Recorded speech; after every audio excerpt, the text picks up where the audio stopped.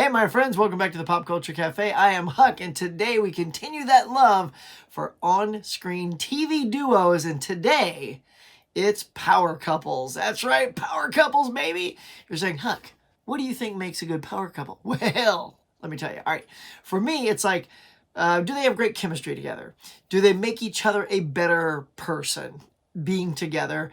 And do they just look great on screen together? Like when you look at them, you go, yeah, that's a nice couple. All of those things, I say, factor into making them just a terrific power couple. You love seeing them together. You want them to stay together. That's the key. It's like, oh, come on. Even if they have problems, you don't want them to ever break apart because the couple is that good. So that's what we're doing here today. So sit back, relax, and get ready for my top 5 on-screen TV power couples.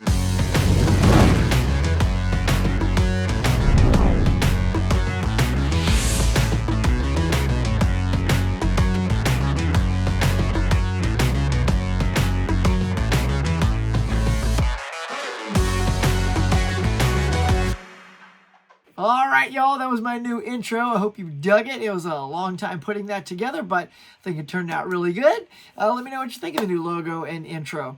All right, let's just get to it, y'all. The top 5 power couples. This was a lot of fun to do, like all my top 5s. I think it's going to come to me super quick, but then it turns out I get 10, 15, like the list gets pretty long, and then you got to really get specific and cut some people out and narrow it down to just 5. That is part of the fun, part of the challenge. So if you guys want to play along, give me your top 5 in the comments below. But for right now, let's get to it. Here it comes, number 5. Now look, so when I start out at number 5 here, the reason I'm picking this one at number 5 is because the chemistry between these two from the get-go is absolutely stunning, stellar, impeccable, excellent. And that is Mulder and Scully from the X-Files.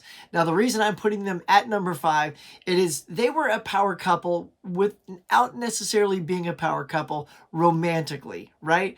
You always wanted it. Like, I don't want to do too many of those, when are they going to get together type couples, because TV always felt necessary to keep that sexual tension going by never getting the couples together. But to me, this is like the ultimate one. Like, he believed in extraterrestrial life and intelligent beings from another world, and Dana Scully is basically the realist who explains things away intelligently through science and stuff like that. And their chemistry together, you just want them to hook up so bad. And eventually you get that. So it's one of these sort of slow burn couples that you just know they're meant for each other. And eventually they do give it to us. And the ride along the way, watching these two go through their adventures, is just fantastic. So that's why I'm putting them at number 5, because they aren't necessarily that couple from the start, but it's a long, nice, slow burn to get them there, and you're happy when it happens. So at number 5, Mulder and Scully from the X-Files. All right, y'all, keeping it going here at number 4 is Ricky and Lucy from I Love Lucy. I remember watching this growing up. It's such a great show. The chemistry between Ricky and Lucy is impeccable. I remember the deal with this is the interracial couple. America wasn't going to stand for it. They weren't going to deal with this Latino being married to an all-white American girl, and yet they were like, the suits are always wrong, right? We're a very accepting society. Just give it to us. We'll tell you. We'll tell you if we can't handle it. And there was no problem. You don't look at them and go, look at that interracial couple. You go look at them and look at that great couple for me. And that's why I'm saying here is another fantastic power couple. I'm putting them at number 4 just because, I don't know, that's just where they kind of fell for me. But look, they broke a lot of ground. Obviously, being that they did this back in the 50s, man. They even brought in their fictional baby together, and audiences was there for that. I think there was like 70% of the households were all tuning in to I Love Lucy.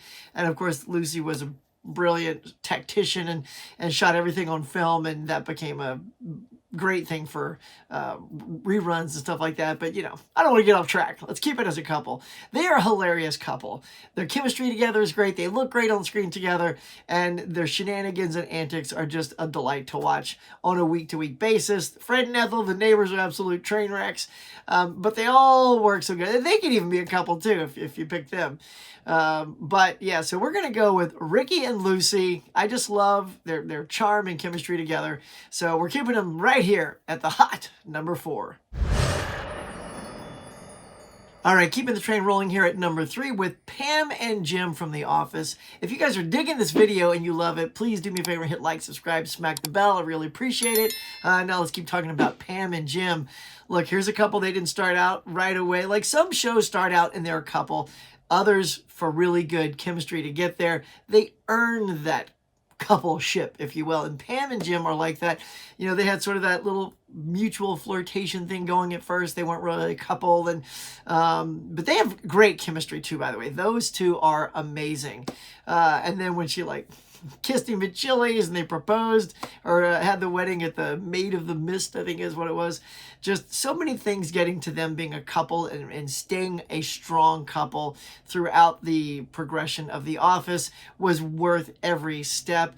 And they're a perfect example of seeing a couple, watching it happen, and then just you thinking to yourself, please let them be a couple, because the actors are selling it. They're selling them as a couple so well that you care.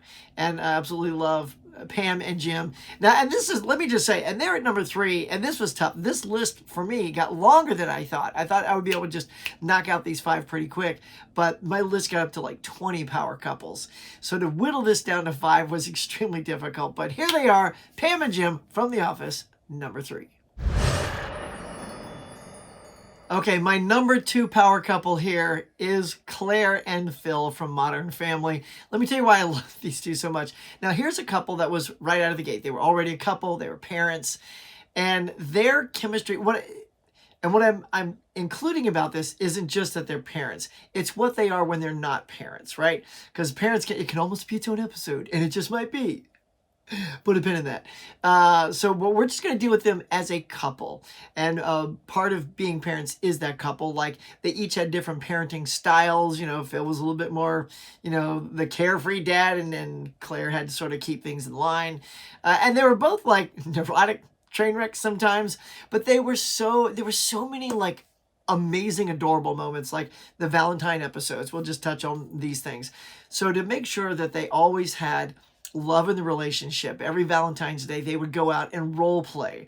So in season 1 and 2, Claire and Phil went to a restaurant, pretended not to know each other. She was Juliana, I think it was, and he was Clive Bixby. And oh my God, and just watching those watching those scenes of the two of them like trying to not know each other, but show how crazy they were for this stranger. I mean, it's just delightful. Like, I should probably do stuff like that with my wife. Just take her out and I'll be my Clive Bixby and she'd be her Juliana. See where that goes. We did do that one time, by the way. We were in Las Vegas and they had a Star Trek bar called Quark's Bar. And we met up at that bar. Yeah, so I guess we did do it. Of course, we weren't married at the time, but that was kind of fun. Like, we pretended not to know each other and the bartender's like, looking a little skeptical. But yeah, so there you go. I guess it just sort of popped into my head that was something that I did with my wife as well. Anyway, so there you go. At number 2, the delightful and sometimes dysfunctional relationship of the great power couple of Claire and Phil Dunphy from Modern Family. All right, y'all, and here at number 1, I don't know why I feel like somehow this is going to make me emotional as I talk about it. The number 1 couple for me is Monica and Chandler from Friends. Yes, while a lot of people sort of lean on the Ross-Rachel relationship because I think that was sort of the through line of the entire series, the more reliable couple ironically became Monica and Chandler when they sort of hooked up accidentally when they were in England, and the audience just loved that so much that the writers are like, okay, hold on. And they just kept it going, and it made this couple sort of change gender stereotypes as well. So you got the type A personality of Monica and the goofball of Chandler, and she's the one that proposed to him initially, till she got all emotional and he had to take over. right? So that was a beautiful moment. And Chandler's reaction to that was so sweet. It was, if you've seen the episode, you know what I'm talking about. It was absolutely pitch perfect. And they ended up adopting twins at the end of the show. And it's like that was the relationship that once it cemented itself, kind of became sort of that comforting coupleship of the show that, you know, and the Ross and Rachel thing is always supposed to be the on again, off again. And in the end, you hope that they sort of give you a happy ending and it's on, you know, which they do. But this one, you know, starts about midway through the entire series and keeps it going. And I just love this guy. And talk about chemistry. I think Courtney Cox and Matthew Perry are fantastic with chemistry in these two roles. They are so good. So with, and I don't know. I just see. I am getting emotional. I just love this couple together. I see myself in Chandler a lot. You know, he's kind of like always like trying to use jokes to deal with stuff, which I do a lot. And Monica, you know, and the funny thing is, I actually sort of have personalities of both these. Like I have sort of the OCD stuff of Monica sometimes, and I have the goofy thing of Chandler. So for me, it's almost like I relate easily to both of those characters, which is why for me, this puts this relationship at number one, because I get both of them. I love both of them, and I'm super happy to put them right up here at number one, right here on my top 5 on-screen duo power couples of all time. Like I said, this was a long list, y'all. What did you think? What are your favorite power couples out there? I know there were so many I didn't get to, but I mean, that's why the challenge is the top 5. It's a smaller list than a top 10. Makes you really dial it in. But let me know in the comments below, who are your favorite top 5 power couples? If you want to make a video, go for it. If not, just leave me the list below. I appreciate it. All right, y'all. Thank you so much. If this duo video brought you here, please do me a favor. Hit like, subscribe, smack the bell, y'all. I do a whole bunch of these things. I got a couple more of these in the pike ready to go. But hey, while you're here, check out these other great videos.